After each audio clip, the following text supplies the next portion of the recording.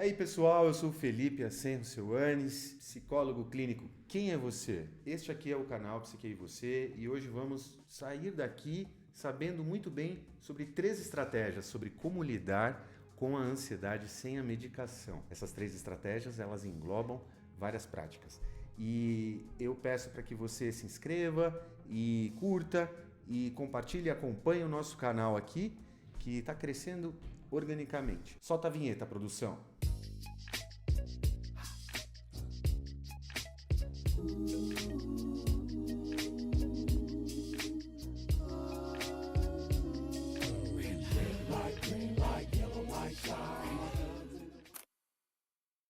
Então, pessoal, antes de falar sobre as 3 estratégias aqui principais, eu preciso, como sendo um profissional da área da saúde mental, falar sobre o papel da medicação no tratamento dos pacientes. Uma imagem que é bem simples e prática de passar para vocês é aquela que, quando nós caímos num buraco, chamamos alguém e aquela mão que nos puxa, que é exógena, externa a nós, tira a gente do buraco. Nem sempre a gente precisa desse empurrão.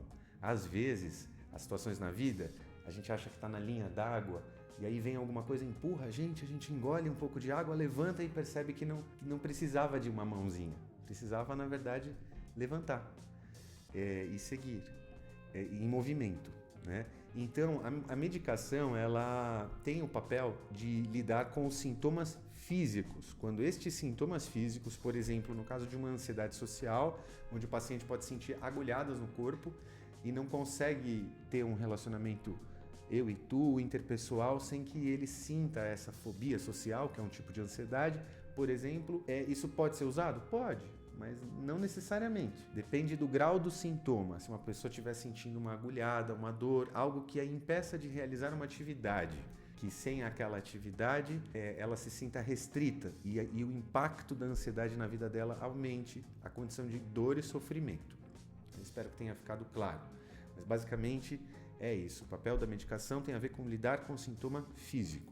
E muitas vezes, numa concepção dentro da clínica médica, que são várias especialidades e setores, né, que a doença e saúde, numa concepção de saúde, que a doença deve sair.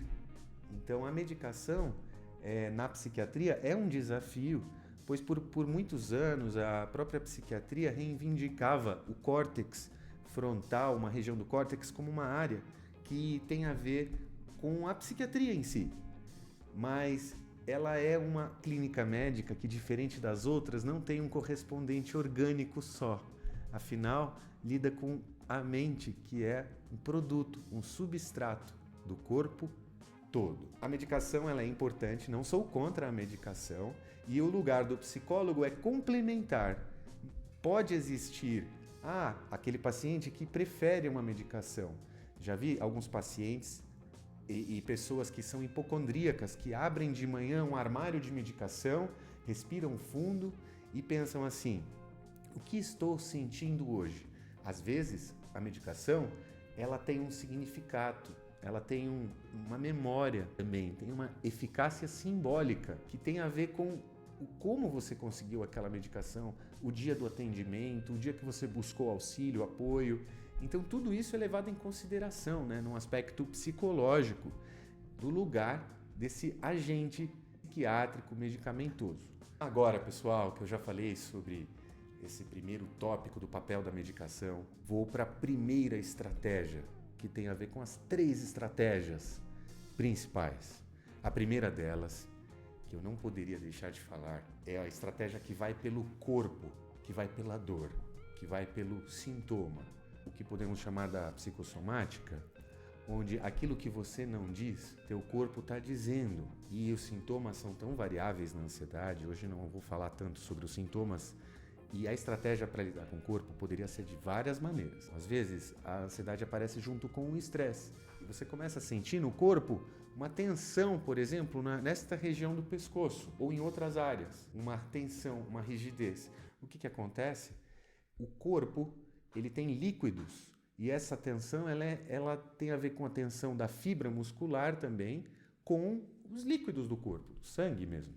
E quando você move a ponta dos dedos, você tem uma estratégia prática, simples, eficaz, onde o simples fato de eu falar com vocês e apertar isso ao mesmo tempo já diminui o ritmo da minha fala. Já faz com que eu pense o que estou fazendo agora. Esbarrei no microfone agora, né? E não fiquei ansioso por conta também de estar apertando isso aqui, né? Isso ativa várias regiões neuronais. Então, se você trabalha com música ou conhece alguma atividade onde você possa mexer, né, um tricô, alguma coisa, a ponta dos dedos você vai estar estimulando várias regiões neuronais que estarão menos preocupadas em ficar pensando numa frequência e numa velocidade muito alta. E isso que é uma coisa que a medicação faz. Os ansiolíticos desaceleram, ou seja, eles concorrem com algumas fendas sinápticas no cérebro, né, que com os mesmos lugares, né, os mesmos axônios que têm a ver com essas regiões de pensamento acelerado, de medo e reações ao medo, né? Tem medicações que agem no sequestro da amígdala, onde a pessoa sente aquela região de fuga ou luta muito rapidamente. Então, uma prática como essa, simples, pode ser uma bela estratégia. Lembrando que, né, são infinitas possibilidades de ser, né, que é uma coisa que eu tentei escrever aqui para que ficasse mais visual.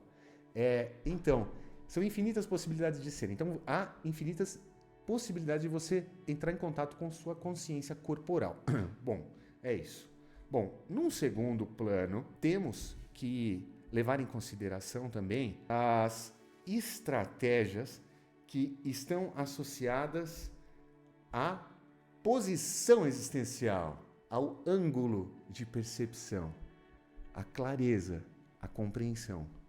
Essas segundas estratégias. Número 2. A segunda estratégia é a seguinte: será que se eu mudar o ângulo de percepção sobre esse problema, eu mudo meu olhar sobre ele?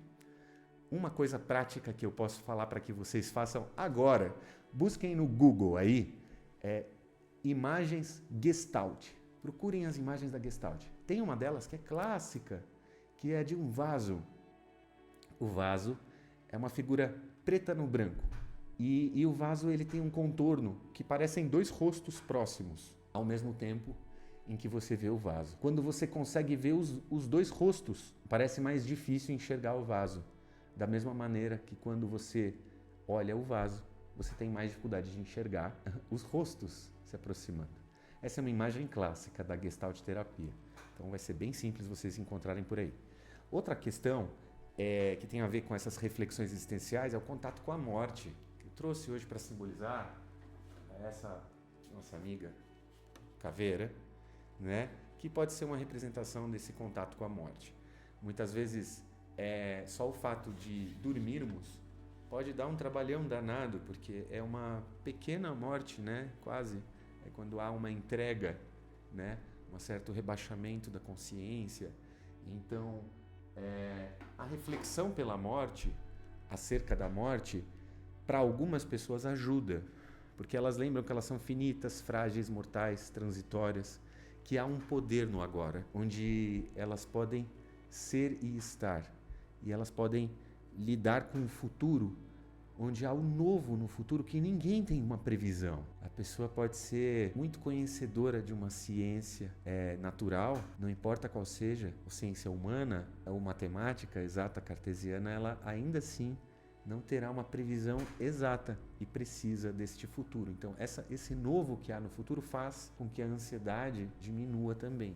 Mas essas reflexões existenciais, eu diria para que elas tenham um movimento que você pode fazer sozinho, pode fazer caminhando, pode fazer olhando um horizonte de oceano, pode olhar um páreo aberto, cravejado de estrelas, ou para o teto do quarto, e olhar para o seu ser, quem você quer ser, e fazer essas reflexões existenciais. Algumas perguntas podem ser muito úteis. E num segundo momento, num segundo olhar, é importante que você tenha um psicoterapeuta, ou alguns psiquiatras fazem esse papel também, de entrar em contato com as pessoas e fazer uma psicanálise, né? Com menos encontros muitas vezes, tá? Mas é isso.